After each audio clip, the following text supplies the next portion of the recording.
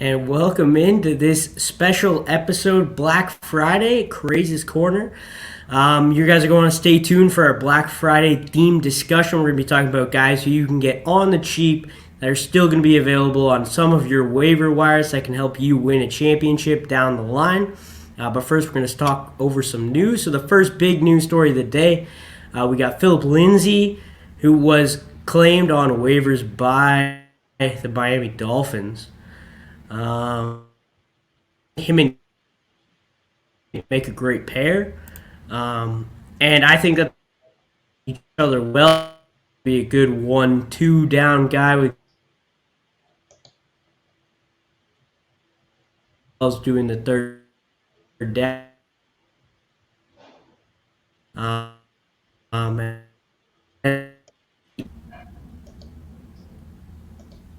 yeah, Adrian Peterson was waived by the Titans. Unfortunately for him, not sure if he's going to be able to get another opportunity in the league.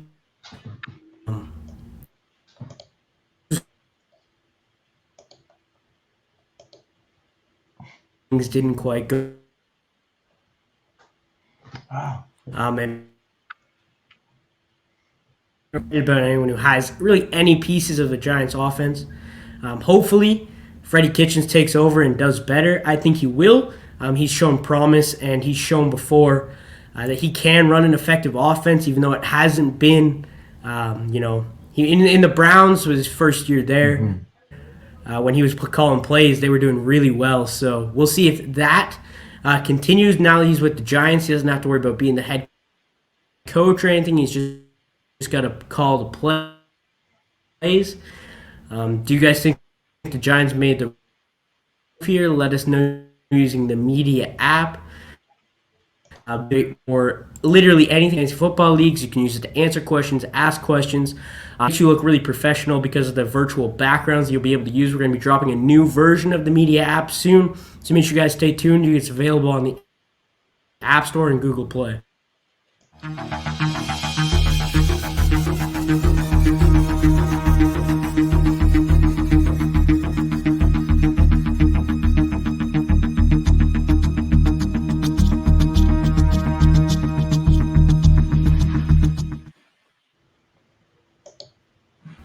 And now let's welcome in our guests. We have Zach from Ocean State Fantasy Football, and we have Will.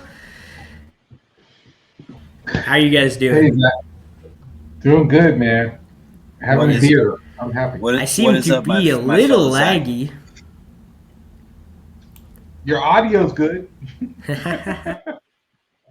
Yeah, audio's good.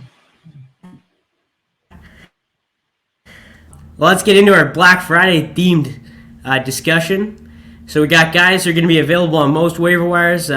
Most of these guys are going to be under 50% owned on the Sleeper app. Some of them are just above that mark.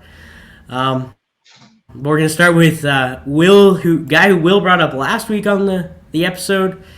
We got Cam Newton, the Panthers quarterback. The matchups aren't great going forward, but he just dropped 30. I guess Washington, whose defense hasn't been great, but they have been okay. A few weeks. But he made some throws. The one throw to Christian McCaffrey down the seam was a really good throw. He fitted over the linebacker but under the safety. And I think as he builds connections with DJ Moore and Robbie Anderson going forward, I think that he can only get better. And on the ground, he still scored. He had a nice 24-yard touchdown. A Panthers fan watching him go for that nice long run. But what do you think, Will? Are you still on the Cam train? Hey, Cam won me 2 games last week. I'll be honest. I just think he's going to put up at least 18 points a game, if not more. I know schedule stuff, but I'm going to roll with him because I don't really have great quarterback depth right now. So to have someone be able to pick someone up like him that gives you the potential to 20 to 30 points, shoot, I'm taking that. Yeah, I think absolutely. His floor is high, and to me, that's really what's intriguing about him. Yep, yeah, for sure. I mean, especially fantasy football, the cheat code is the running quarterback. Yeah. You know, so anytime you get a guy that's, back-to-back rushing touchdowns, if Yeah. for what he lacks with his arm talent, he surely makes up with the rushing ability. Yeah, and I like Yeah, Heineke. for I sure. Uh, it's weird, right? Heineke's like just kind of floating under the radar, but he's putting up good numbers and actually better than probably some quarterbacks people have on their roster.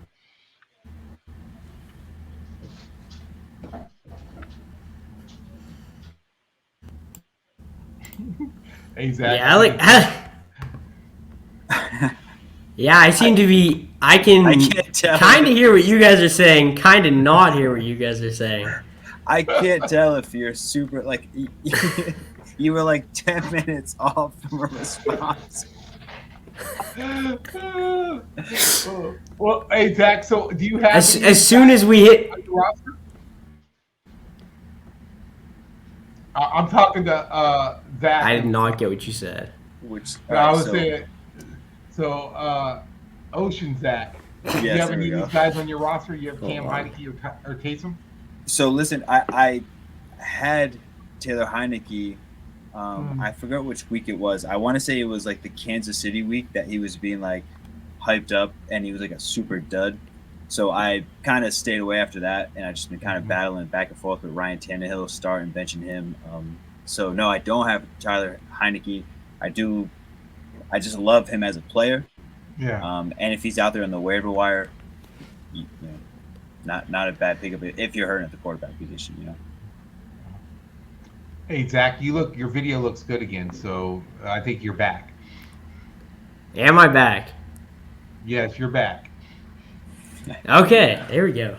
No, I have Zach's no idea back. what is happening right now. Yeah, Zach is back. Okay, I can hear you guys. Your videos are all looking good. No one's lagging. Yes, This same for is you this is an now. improvement. All right, there we go. There we go. And I literally didn't change anything. So yeah, for Heineke, I think he's shown over the past few weeks, playing Tampa and playing Carolina, who both have good defenses. He's had 2 good weeks, and I think he can do the same going forward with some favorable matchups playing Dallas. As long as he avoids those pad passes towards Trayvon Diggs, he'll be all right. And then Philadelphia, they can kind of wow, Zach, you're good, man. Yep. yeah, All right, so we I'm got lagging one. on my own screen. Okay, let's You're let's. doing good on our end, though. Okay, so we're gonna jump into running backs. Let's talk Okay. about on the fly change. Yeah, let's talk about Taysom. Oh, okay, go ahead, Zach. All right. Hold on. So, Ocean Zach, we're gonna talk Yes. about. So, would I'm you gonna try pick up? joint phones. Would you try and pick up Cam Heinicke or Taysom if you need them? Yeah. So I guess team specific for this advice, right? But I guess if Cam Newton is out there, um, especially if you're in like a 2 quarterback league, I think you got to definitely scoop up Cam Newton. So 2 quarterback league, he's a must own and or must have.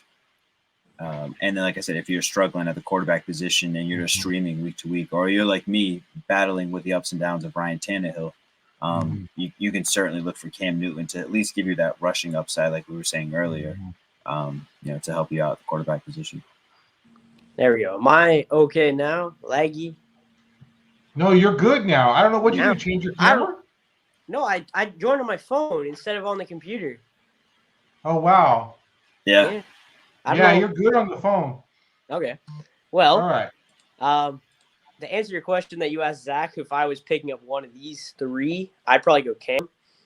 I like the rushing upside that he has, and with Taysom, I think Taysom has that same upside, but with him not being the starter right now, I think he's kind of a stash because I think he will be starting soon. I posted a stat about Trevor Siemian online where he has the worst quarterback rating, or Pro Football Focus rating, through the first 3 quarters, but when it comes to the 4th quarter, he has the best rating. So I think that's something that's interesting. Maybe you play Taysom the first 3 quarters, bring in Trevor when you need When you need a win? Yeah. And So- if only you could do that in your fantasy lineup. yeah. They need to Okay, so have real the quick. option where you can start the Saints quarterback. So real quick, is Taysom worth that contract? No. No, of course not. Okay. I just want to make sure I wasn't crazy. Especially when you look at that wide receiver room and you're like, wait, why are we paying Taysom Hill all this money again? Yeah, because it's the 40 or 40 million base where if he doesn't play quarterback, he makes 40 million. And then if he plays quarterback, he can make 95 million instead. Because, That seems like that could cause problems in the locker room. Mm-hmm. Right. No, you're not the quarterback this week. Yes. Right. Yeah. All right, let's move on to the running backs here. We want to talk about the Jets running back situation. Ty Johnson and Tevin Coleman. Now that Michael Carter will be out a week or two at least. I think the back who's going to kind of take over is going to be Ty Johnson. I think it'll still be like a committee. I think Ty Johnson probably takes about 60% of snaps, and Coleman will come in around 40. But I expect Ty Johnson to be getting the goal line work. And I think he also will get some receptions. He had some good weeks while Michael Carter was playing. So for me, if I'm picking up one of the two, I'm picking up Ty Johnson. And I think you can start Ty Johnson this week and going forward. So he's a running back on the waivers. So I think he was like 26% owned if he wasn't picked up in your leagues. And you need a running back. I definitely think he's someone you should go and have a look at. What do you guys think about the whole running back situation now that Michael Carter's not going to be there? Ocean Zach, I'll let you go first. All right, I'll start us off here. So the thing about the Jets too, they kind of have a somewhat favorable schedule of the rest of the way. So just kind of to start off with the Ty Johnson debate, but I agree with you. Ty Johnson for sure would be my pick if you're looking for a replacement for Michael Carter, especially if you are the Michael Carter. If he is on your team, and you did lose him. But if you're just, I'm in, Yahoo right now, just looking at in a 10-team league, and he's available here. So you're looking at what's the next schedule, right? It's at Houston and then Philadelphia. So if Michael Carter misses the next couple weeks, pretty solid matchups there, and he's got the pass catching upside. Ty Johnson. Yeah, I agree. Don't y'all think everybody's going to try to make a run at Coleman because that's the name everybody knows? Yeah. And Ty Johnson will be the one that everybody regrets not picking up. Yeah, right. I agree because Tevin Coleman, he had those big games with the 49ers. Big contract there, and things just never really worked out. He's been injury prone throughout his career. So that's another thing to monitor with Coleman is there's a very good chance he'll play, get hurt, and then it will be all Ty Johnson's backfield. Until Michael Carter gets back. And if the Jets are smart, they won't rush Michael Carter back. They'll let him get healthy and, save him for the future. With that being said, Michael Carter might play next week just because the Jets, they're not the brightest people. Jets, Jets. Sucks. Let's move on to Ocean State's new running back, Philip Lindsay. What are your thoughts on Philip Lindsay going forward? I'll let you start with this one, Zach. Yeah, so we actually we'll give a little behind the scenes look. We DM'd earlier about this, right? I was saying basically I started off with I think he's at least as good as Myles Gaskins. So if you're bringing in a running back, I mean, if you look, maybe Philip Lindsay's getting a bad rep here, or maybe I'm just overhyping Philip Lindsay, which is most likely the second part, but I think when you have that backfield there, I think he's instantly adds at least some sort of juice because you got Solomon Ahmed, like it's a pretty gross backfield. So I do like the Philip Lindsay. I don't know where the season's going, and I don't think he has any real fantasy value. But you never know. Yeah, I think that being in Miami is probably the best place he could have landed for any possible fantasy value because I think him and Gaskins could end up, getting the lion's share. With Lindsay getting the first and second down work because I think Lindsay probably is better at that, whereas Gaskins is going to be better through the pass. So it kind of depends on what you want, but they're going to be able to, pick when they want to use them. And if they're smart, I think Lindsay will get some first and second down carries. Obviously not this week because he's got to learn the offense. He's got to get accustomed. Him and Tua got to, go run through some reps together. So I think this week he'll probably be probably put up nothing, so I'm not starting him this week, but I think going forward you will be able to start him. I picked him up in a couple leagues a couple days ago. As soon as I found out he was dropped, I was like, well, the situation can't get any worse for him, so you might as well pick him up and hope for the best. And I think I am going to keep him. I'm going to stash him and see how it goes because he's got the upside. He's a 2-time 1,000-yard rusher with Denver, so he's a talented back, and I think Miami might be the place where he can show those talents again. What do you think, Will? Yeah, well, as a Gaskin owner, I'm concerned what Ocean said because wait a second, I need Gaskin the next few weeks, but maybe I need to pick him up and handcuff him because I don't think Miami's, no matter playoffs or not, I think Miami's going to put up point. Personally, I think Miami's going to do pretty well putting up points each week. So it's just figuring out what that running back situation looks like. And is Lindsey are they going to try to play him right away? Are they going to try to ease him in the next couple of weeks? It'll be interesting to see how the coaching staff deals with him. Yeah. Any final thoughts here, Zach, on the Philip Lindsay situation before we move on? Yeah, it's just nice to see a big, running back room full of guys that are super either undrafted or like 7th round draft picks. Still showing you can get it done in the NFL. But no, I agree with you. He actually could. I mean, the schedule it's not terrible for Miami going into the playoff time. So if he can take that lead role, I think you're right with the stash. Yeah. Let's move on to an interesting backfield because, everyone thought, Chris Carson is going to be a great running back. Now that he's not there, Alex Collins, DJ Dallas, Rashad Penny was in last week, and then he got a little banged up. I think Alex Collins is definitely the guy who's got to be rostered in all leagues. The Seahawks need to figure something out. The passing game's not working now that Russ is back. The running game isn't working. Something has to go right for this offense eventually. There's too much talent for it not to happen. So I think you roster Alex Collins for sure. He should eventually be startable because he's going to see the majority of the carries out of the backfield. I think DJ Dallas can be a week-to-week type of guy where, good matchup or Alex Collins is banged up. He could come in. He's got more of the passing upside, I think. And then there's also Travis Homer in the backfield as well. So I'm really only looking at Alex Collins. I know he is available in some leagues, not all leagues. He's rostered in a few, but with the bad production over the past couple of weeks, I've seen him dropped in a few leagues. So make sure you have a look for Alex Collins, and I think the Seahawks have to get something figured out. Russell Wilson will not be – he won't just be giving up games. They have to come back and be competitive. So what do you think, Zach? Yeah, as far as if you're gonna take a shot at any of those running backs in Seattle, it's definitely going to be Alex Collins. And if anything, if you look at their upcoming schedule, it's actually it actually opens up compared to what the rest of the season prior to the season. I think Russ will get back on track. He's just too good. He's a future Hall of Famer in my eyes. So I think that he'll be fine. He might be dealing with finger issues or whatever. So, but yeah, Alex Collins, my pick in that backfield.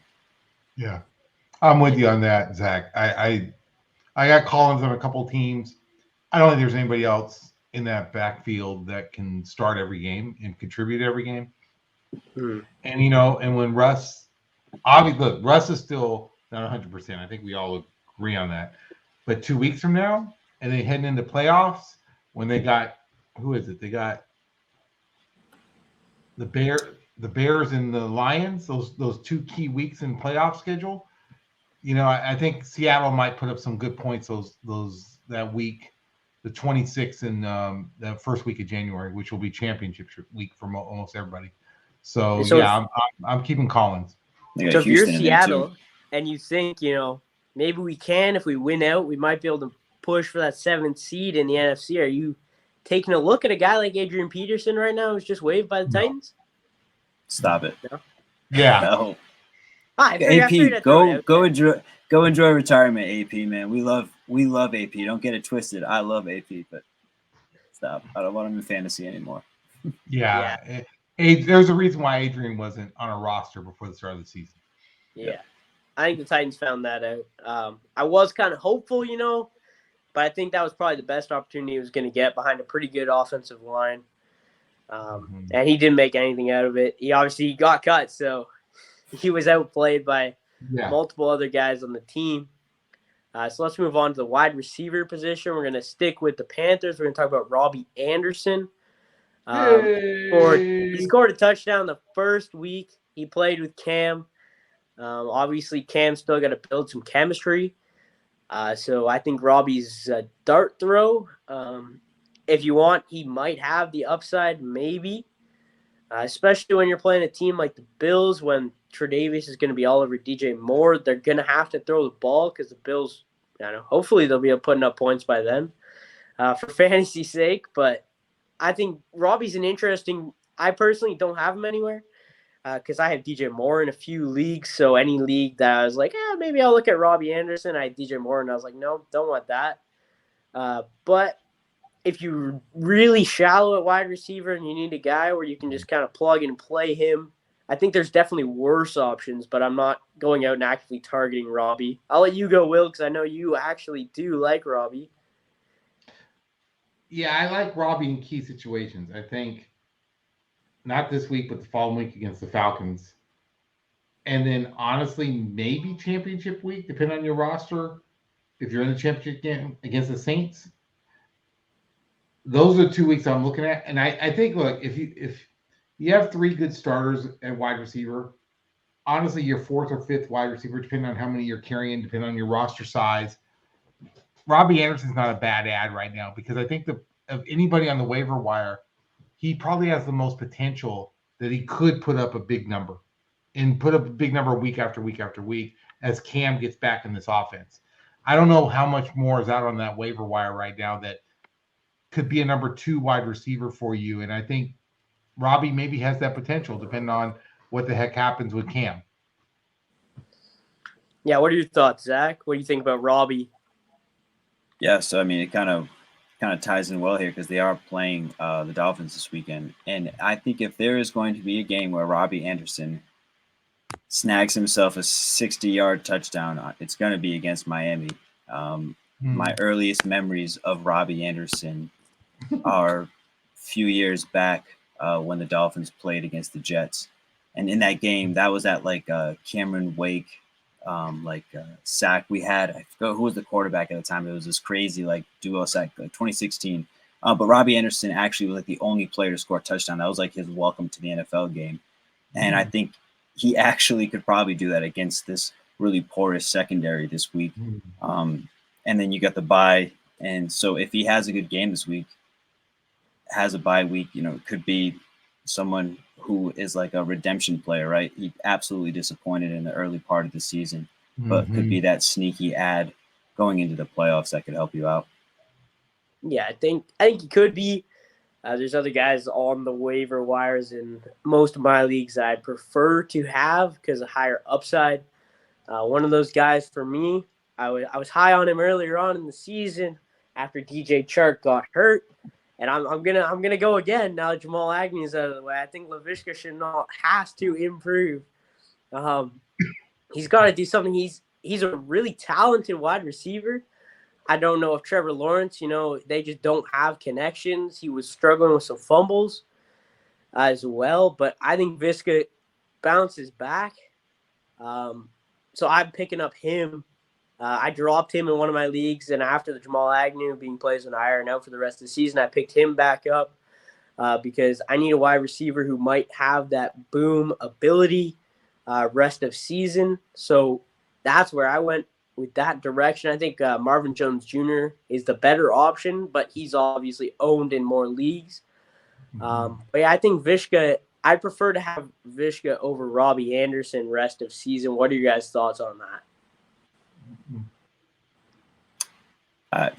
I don't know. I mean, the fact that it takes the entire wide receiver core and a former cornerback going down to injury for Laviska Shenault to be like, hey, this is it. He's finally going to be good. Now he's the only professional football player at the wide receiver position in the entire building. So as someone who is very high on Laviska Shenault, it's extremely disappointing to see what the season was. So for those reasons, I'm out. Shark Tank. Look, Zach, when you were talking about like Gage and Marvin Jones Jr., honestly, Gross. like the list we're talking about here between Robbie Anderson, Chenault, Jones Jr., Crowder, Gage, Bourne. Ugh. Honestly, I'm going with Robbie Anderson because Robbie Yeah. Anderson should be a number one wide receiver. Honestly, on a team, he should be a number one wide receiver based on past production. So if there's any guy on the waiver wire who I think may break out the last part of the season, just because Cam is back there, I'm going to take the risk on Robbie Anderson. The other guys, what's changed on their team? I guess Chenault, Well, as Ocean said, look, so everybody else had to get it hurt, including cornerbacks, before this guy got his chance to get back on the field. Yeah, I'm taking Robbie Anderson. yeah, I don't know what Trevor Lawrence's problem is with Laviska Shenault. Like he's shown, he could be a good wide receiver in the NFL, but he got out targeted by Jamal Agnew in a lot of the games that they played together. So yeah, I think we'll move on. We'll move on to Russell Gage for the Falcons. We'll quickly run through the rest of these wide receivers. I think Russell Gage is another guy who, depending on how long Calvin Ridley's out for, I think that the Falcons will still have to throw the ball, and someone's got to catch. I think Gage is going to be good in PPR for the next few weeks. I think he's more of a start play. If you need someone like injuries or whatever, you need someone to start the next couple weeks. I'm going Gage. But other than that, I don't think he has that upside when it comes to later on in the playoffs to help you win. But I think he could help you win this week against the Jaguars. I think he could put up some points. So we will see. What do you guys think about Russell Gage? Zach, go ahead, because I'm gonna rant about Russell Gage, but go ahead, man. I'm excited to hear that because I feel like we're going to be having some mutual feelings upon this player. So the whole Russell Gage, Marvin Jones debacle that happened a couple weeks ago, we were talking about like Deontay Harris, I forgot, and basically it was a solid matchup at Dallas, right? A team that's given up some points this year. And he puts up an absolute zero. When you look at it, it's like no Calvin. Again, another situation where it's like how many players have to leave the team or move up the depth chart and you still can't perform. But let me hear that rant. I'm excited for this. No, look, I was really high on Russell Gage. Man, I was like every chance I got to draft him, I was. I thought, okay, this is my mid-late round draft pick that's going to put me over. And I kept him. I rostered him. And last week I let him go to take Robbie Anderson. Because at some point you're the fool. The fantasy owner that keeps a guy because they drafted him, you become the fool because when a player shows you halfway through the season who they are, and I don't know if it's Russell Gage's fault. Obviously something has happened between him and the team on offense. And so at some point, they are who they are. Their numbers are who they are. This is why I'm going to say I'm so high on Robbie Anderson. I'm not going to beat Gage up. At least with Anderson, you can say there's now a quarterback change that none of us had planned on a few weeks ago. And so if you're talking upside, but what's changed in Atlanta?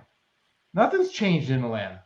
I mean, Calvin Ridley's been out now a couple weeks, right? And so what? I mean, they're scoring zero as a team, not just in fantasy. As a team, they're scoring zero. So, look, I'm not touching anybody from Atlanta right now because it looks like that team has been figured out. And for whatever reason, they are imploding, and I don't want to be anywhere near them. Yeah, I think that's fair. I just think the targets will be there for the next few weeks while Ridley's out. But rest of season, I think I'd rather have Robbie. I'm just not, even though I'm a Panthers fan, I'm not super excited about Robbie Anderson just because I can't see much changing as long as Christian McCaffrey is healthy because he demands so much of the targets already. And then with DJ Moore, I just think there's too many. And then Cam likes his big bodied guys. So that comes back to Tommy Tremble being the tight end. So I would take the risk, honestly. if I really needed wide receiver depth, I would consider one of the Cowboys wide receivers because I'm not sure what's going on. If you're not sure, if you're feeling, hey, I don't know what's going on with their wide receivers right now. Are the injuries real? Is the COVID thing real? What's going on? I would take Wilson right out of the Cowboys before I would take some of these other guys. Just being honest. Yeah, even Gallup. I would Yeah, take even Gallup Gallup. for sure. Right? Because I think Gallup's probably going to be the wide receiver 1 this week for the Cowboys. And if you can pick him up and start him this week or Cedric Wilson this week, I like both of those as well. DFS, doing a little Thanksgiving thing. And I have Gallup and Cedric Wilson in my lineup. So that is obviously if CeeDee Lamb doesn't play, we will see. Since we record these on Wednesdays and we don't post these until Fridays, I try to not talk about guys who play on Thursday. Hence the reason I didn't bring those guys up in the pregame thing.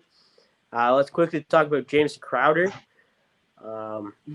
With Joe Flacco, I like Jameson Crowder. With Zach Wilson, I do not want part of Jameson Crowder at all. I know there's some people like, James Crowder, he's been doing good the past few weeks, but now Zach Wilson's back starting. I'm staying away. You guys both staying away as well? Yeah. Absolute desperate play. You have to be. It's just like 2014 league. Yeah, I'd rather have the rest of these guys over Crowder. And then lastly, just want to bring up Kendrick Bourne, who was a guy that they seem to be getting involved for the Patriots. They seem to want to get Kendrick Bourne the ball. Hasn't really related to fantasy points as of late. He did have that big 20-point game. But he was back down to 4 points last week. So he's another guy, he's got the ability to have that big week because of how they get him involved if he gets a touchdown or two. But I am avoiding him unless absolutely necessary. I'd rather have Laviska Shenault or Robbie Anderson over Kendrick Bourne. But I'd rather have Kendrick Bourne over Jameson Crowder. What about you, Zach? I actually slightly disagree here. I think I would put Kendrick Bourne above all of these guys. I think his floor is relatively safe. Again, it all depends on like how deep the league is, right? If you're in a 10-team league, probably don't feel as great starting Kendrick Bourne as you would if you're in a 12-team league. But I mean, if you just look back at just his just simple game log, I mean, he's got a few like 5 to 8 point games sprinkled in there, but really it's like double digits. He's involved. He's throwing touchdown passes. Anybody that is, a gadget player like that, I think for fantasy always gives you that like little extra boost in their potential ceiling, just because they're so involved.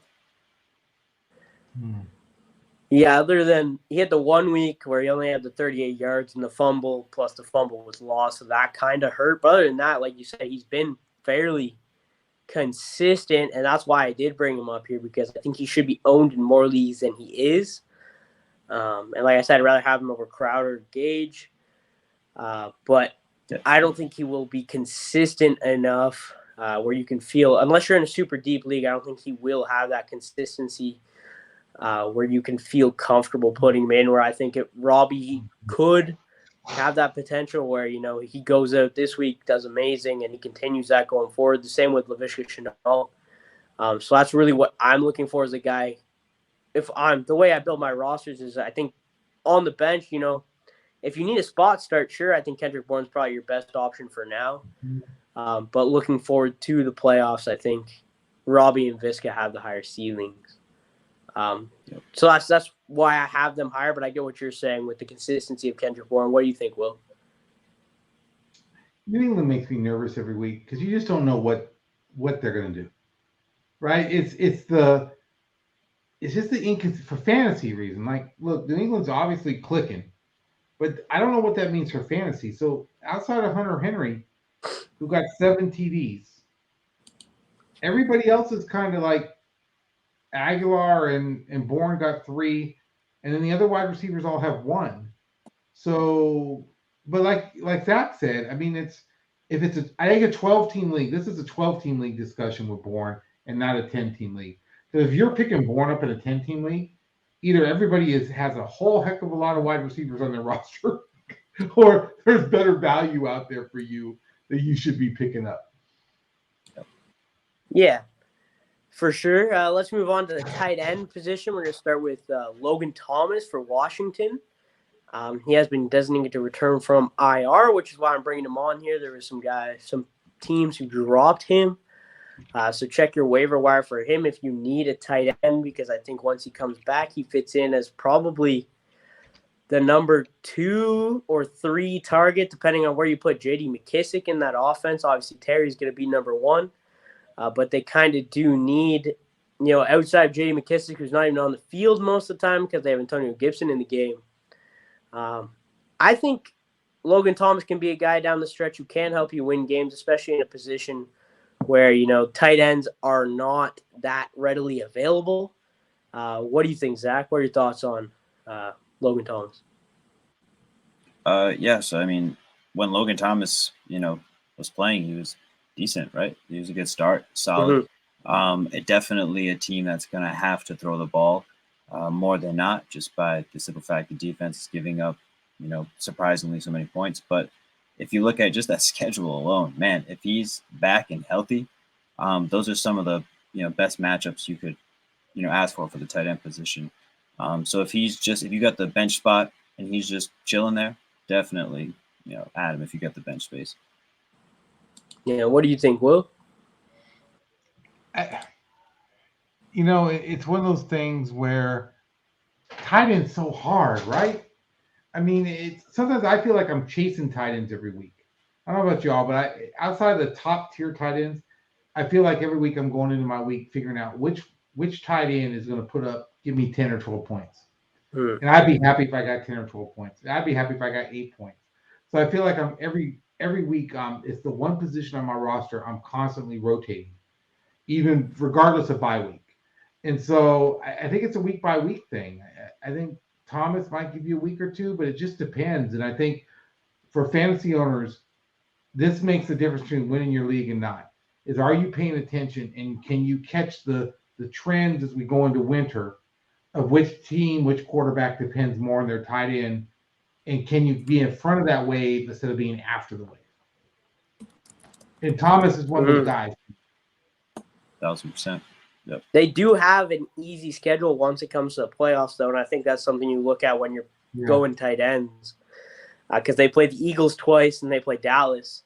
Dallas matchup might be tough because they do have some quick linebackers who should be able to stick with Logan Thomas and cover him, but the Eagles, I'm not scared about starting him in either of those matchups. So if he's available and you have the bench spot, I'm definitely picking up Logan Thomas. And the next guy I'm going to bring up is a guy who really disappointed me last week, putting up no points.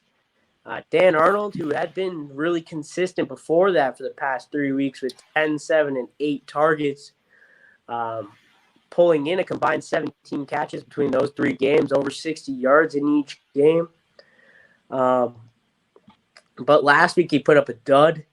And that's not really something I was expecting from him with how involved he'd been within the offense. And now, Jamal Agnew being gone, you'd think, they'd have to look towards Dan Arnold a little bit more, and they didn't. So I am a little bit concerned, but I still think he's worth the stash on your roster because, it could be Visca picking up the slack. It could be Dan Arnold. We don't know. Maybe they just decide James Robinson, you're going to catch all the passes, We don't know what Jacksonville's going to do with Urban Meyer there. But if you're, flipping between tight ends and, you're in a deeper league, and if he is available because someone saw him put up the dud and they're like, you know what, I need to move on.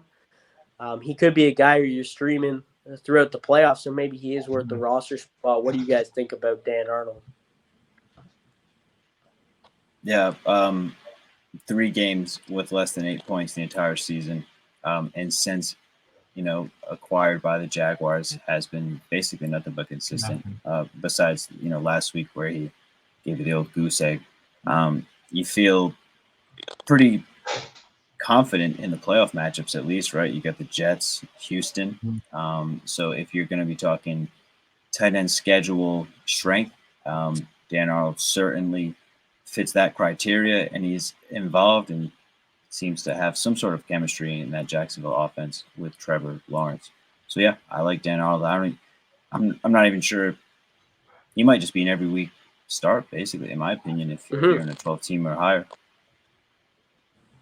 Yeah, I think he almost is. I think people are a little concerned with the dud he put up last week when they lost by 20 points, and it did kind of concern me a bit. But playing the Falcons, Rams, Titans, Texans, Jags, and Patriots to close out the season, which those matchups are another reason why I do like Laviska Shenault. But what do you think, Will? What are your thoughts on Dan Earl? Are you worried about the zeros? Yeah, I am. And I'm just worried about Jacksonville outside of James Robinson, to be honest with you. And I do wonder when I look at like NFL.com, I see a couple of tight ends that I think could make a run at the end of the season. I think you could end up with Tyler Higbee in the Rams. They're NFL.com saying 61% of rosters. So maybe in your league he might be available. And I'm gonna be honest with you, I think Tyler Conklin with the Vikings.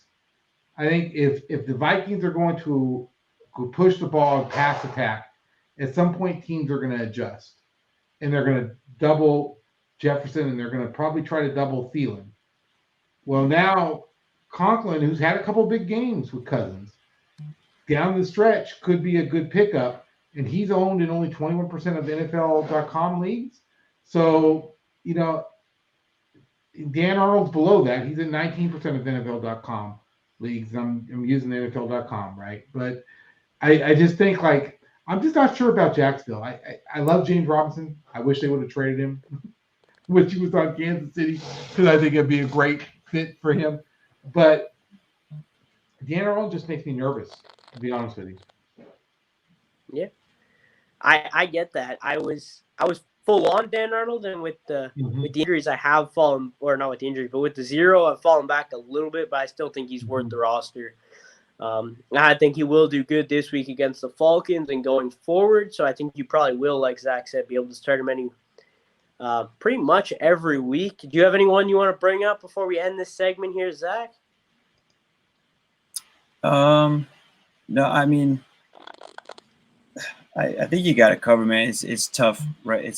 I guess the only thing I would say, when you are looking to either stash guys or just looking to make some playoff moves, just look at that schedule. That's all I would say. So anybody with a green light schedule for 15 through 17, definitely at least worth a stash if you got the space.